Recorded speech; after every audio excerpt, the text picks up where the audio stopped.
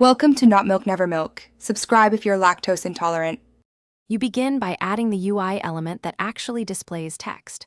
Open your place and find Starter GUI in Explorer, then add a screen GUI so the UI persists for players. Once done, insert a text label into that screen GUI. This is the only object that will render text on screen without extra plugins. Make sure visible is checked and position/size are set so you can see it.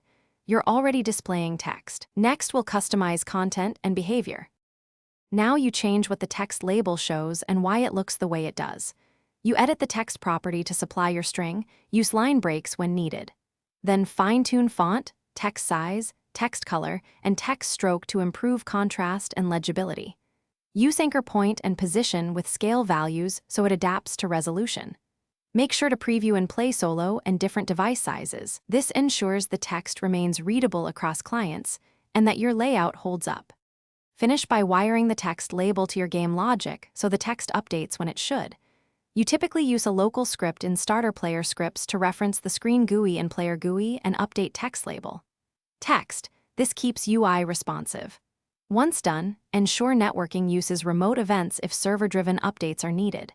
If text doesn't appear, check z-index, visible flags, parent assignment to player GUI, and GUI layer ordering. Fixing any one of those usually resolves invisibility or update issues quickly. Thanks for watching. If this was helpful, leave a like and consider subscribing. See you next time.